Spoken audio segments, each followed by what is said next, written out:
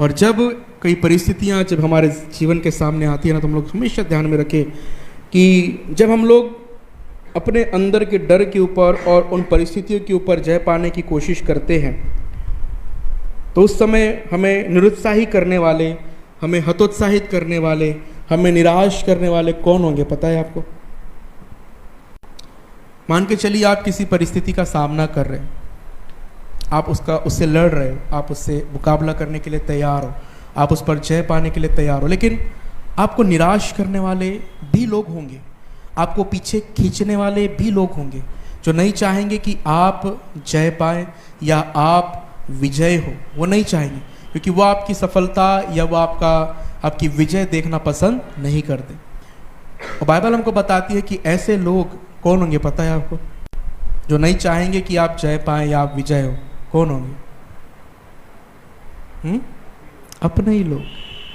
एकदम सही।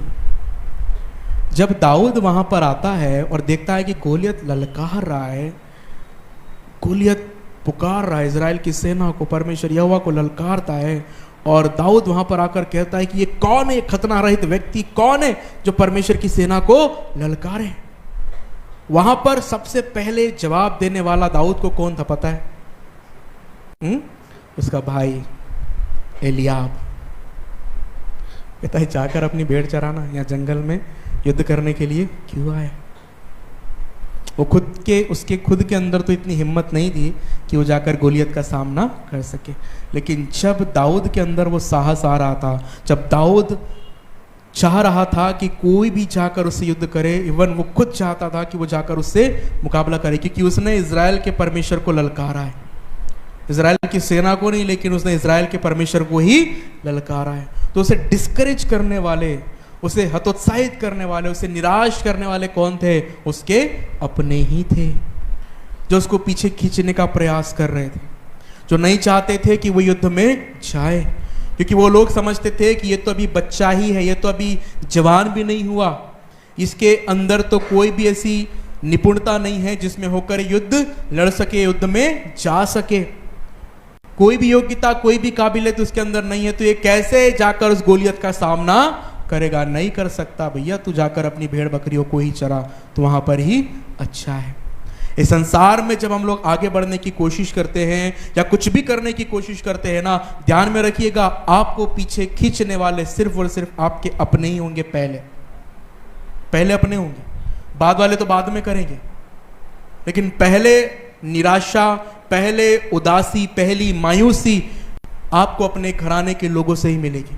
आप मत कभी उम्मीद कीजिएगा कि आपके लोग आपको आगे बढ़ने के लिए आपको पुशअप करेंगे, नहीं, कभी नहीं हो सकता ये चीज।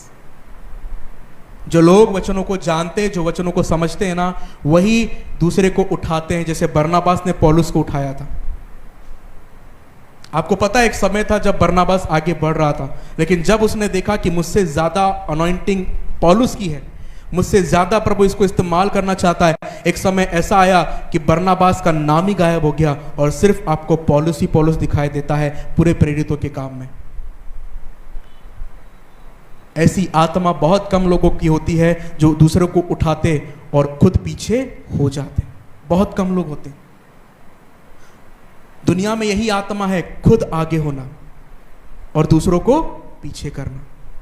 बस मैं दिखूं आगे, मुझे फ्रेम में दिखना है, बाकी सब मेरे बैकग्राउंड में रहेंगे, मुझे हाईलाइट होना है, बाकी सब बैकलाइट हो जाए।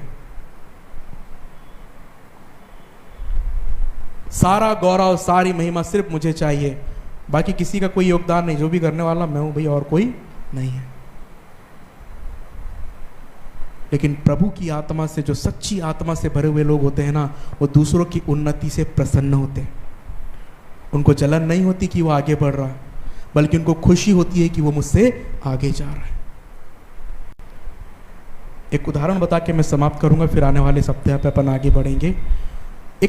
एक गवाही मैंने सुनी थी, पढ़ी थी एक किताब में, एक पास्टर के विषय। मैंने यूथ को भी उसके बारे में सिखाया था एक दिन। एक पास्टर था जिसने अपनी कलीसिया शुरू की थी और वो चाहता था कि उसकी कलीसिया में भी लोग आए।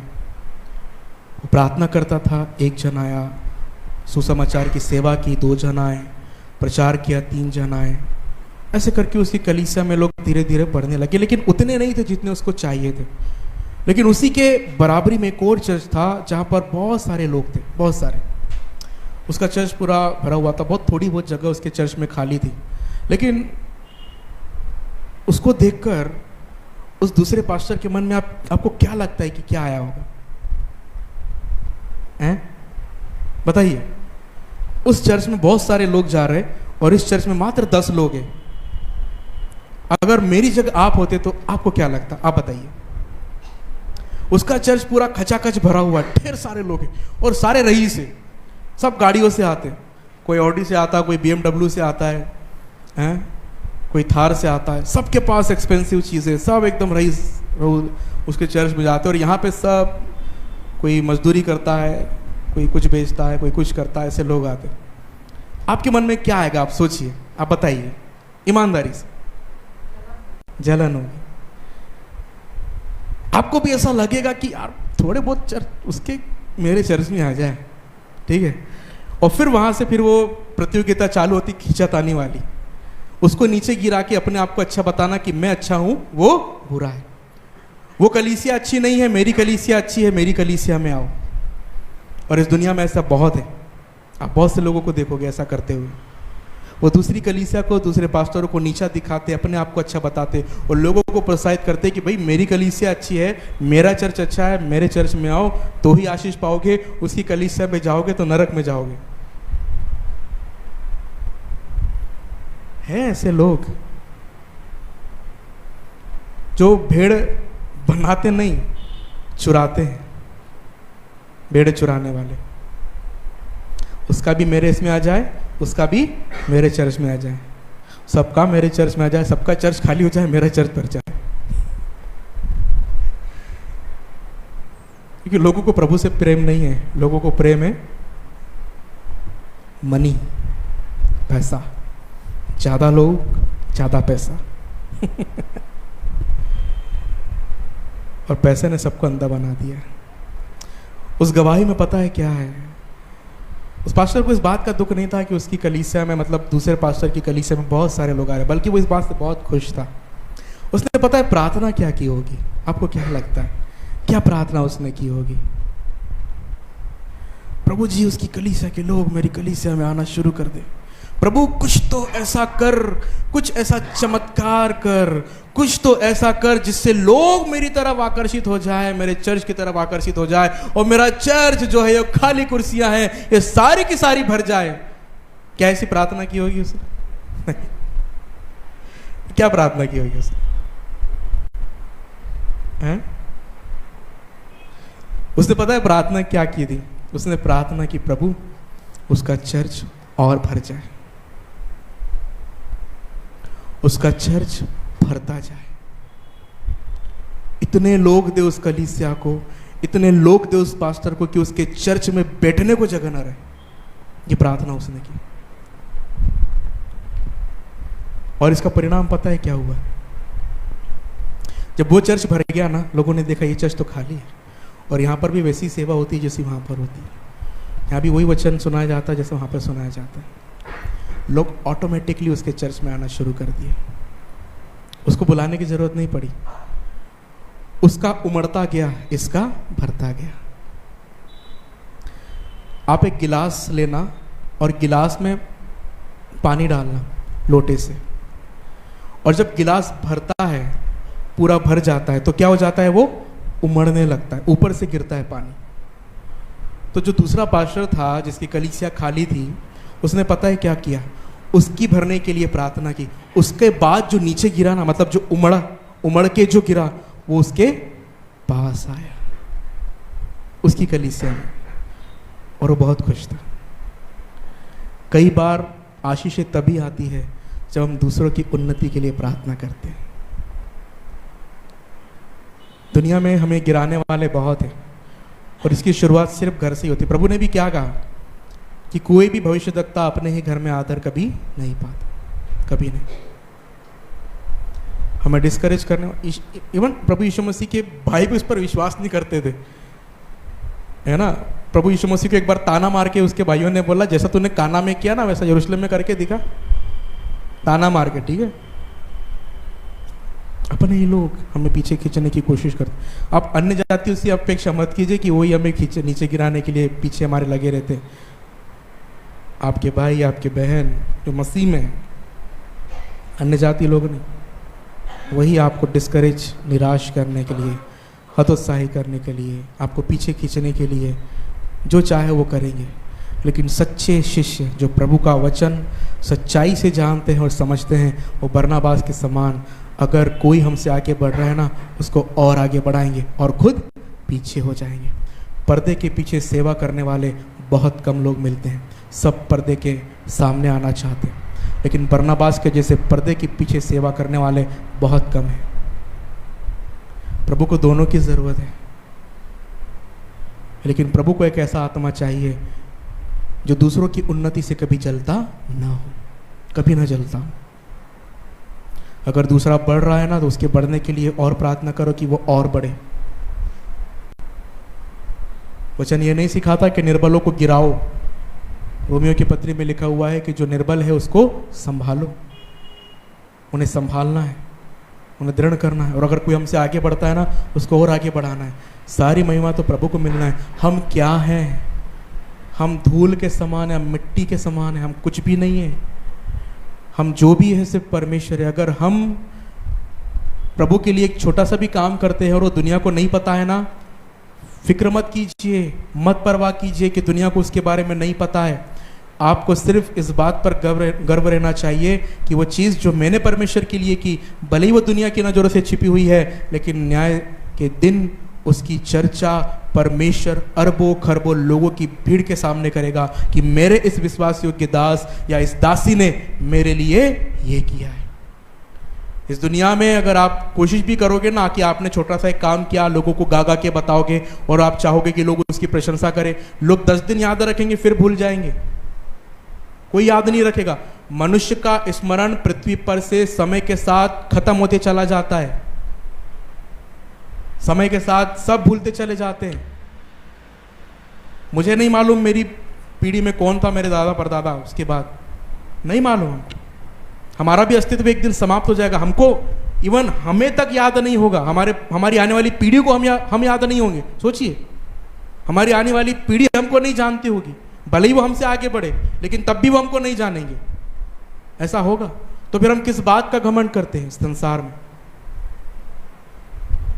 हमें बस याद रखना चाहिए कि हम जो कुछ भी करते, मैंने बीते दिनों में भी आपको सिखाया, यही बात ध्यान रखो, जो कुछ भी करो प्रभु की महिमा के लिए करो, भले ही लोग उसके बारे में जाने या ना जाने। बस एक बात याद रखना कि जो कुछ भी आपने किया है वो कहाँ पर लिखा हुआ है? परमेश्वर की जीवन की पुस्तक में।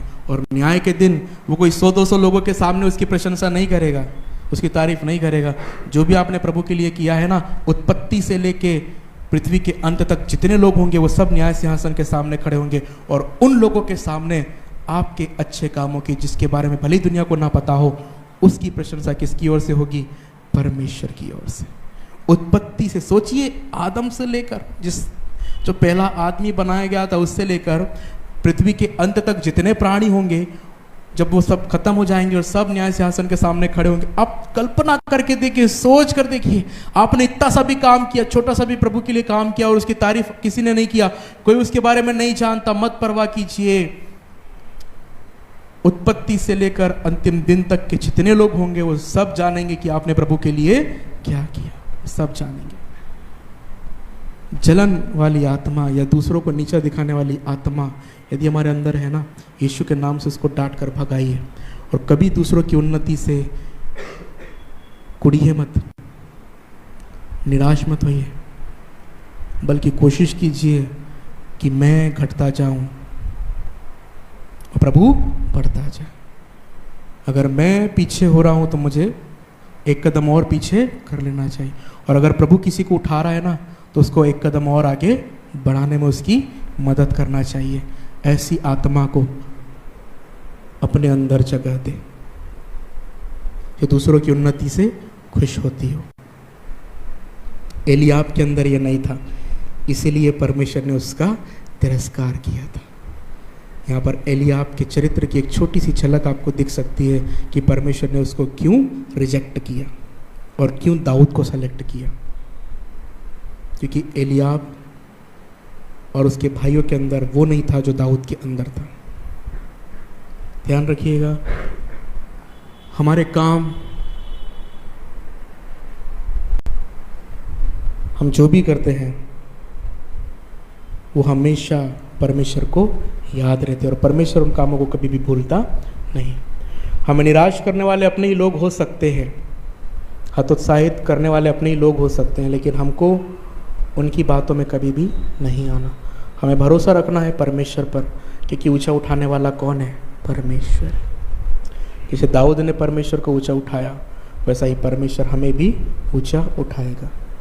नीचे गिराने वाले, पीछे करने वाले लोग बहुत आएंगे, बहुत बहुत। शुरुआत घर से होगी, लेकिन विश्वास रखना परमेश्वर पर, वो आपके सिर को ऊंचा करेगा, वो आपको महिमा का पात्र बनाएगा, वही आपको आदर देगा, वही आपको वो सब कुछ देगा जिसकी कल्पना भी आपने अपने जीवन में कभी नहीं की होगी, जिसे हम लोग आगे आने वाले सप्ताह में देखेंगे। आइए अपनी आंखों को अपन बंद करेंगे और प्रार्थना करेंगे। थैंक यू जीसस, धन्यवाद यीशु। प्रभु जी, हम धन्यवाद के साथ आपके चरणों में आते हैं इन वचनों के लिए जो आपने अपनी आत्मा में होकर हमें दिए।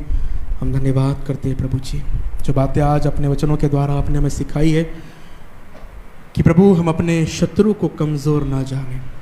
सच में पिता, इसलिए आपका वचन हमें प्रोत्साहित करता है कि हम आपकी शक्ति के प्रभाव में बलवंत होते जाएं, हम आपकी सामर्थ्य से ताकतवर होते जाएं, अपने आप को हम दृढ़ करें, मजबूत करें। आपने ये भी सिखाया कि हमें किसी बात से डरने की आवश्यकता नहीं, इसलिए आपका वचन हमें प्रोत्साहित करता है कि मत डर, मैं तेरे संग हूँ, हियाव बांध और दृढ़ होता जा, मैं तेरी सहायता करूँगा, मैं तुझे संभालूंगा, जहाँ जहाँ तू जाएगा वहाँ वहाँ मैं तेरे संग संग रहूँगा। ये वायदा, ये प्रतिज्ञा आपने हमसे की है पिता, इसलिए होने दे कि किसी बात का डर हमारे जीवन में, हमारे हृदय में न रहे। प्रभु प्रभु हम प्रार्थना करते हैं कि दुनिया में बहुत से ऐसे लोग होंगे जो हमारी उन्नति से चलते होंगे, हमारे आगे बढ़ने से उनको जलन होती होगी, लेकिन पिता होने दीजिए कि हम उनकी बातों पर ध्यान न करें, हम सिर्फ आप पर भरोसा करें, आप पर विश्वास करें और इस बात को जाने कि हमारे मस्तक को ऊंचा करने वाला परमेश्वर सिर्फ तू है। हमें मान महिमा देने वाला, हमें गौरव देने वाला, हमें प्रतिष्ठित करने वाला परमेश्वर तू ही है पिता। और भले ही लोग हमें गिराने की कोशिश करें, लोग हमें पीछे करने की कोशिश करें, लेकिन हमें ऊंचा उठाने वाला सिर्फ और सिर्फ तू है प्रभु जी।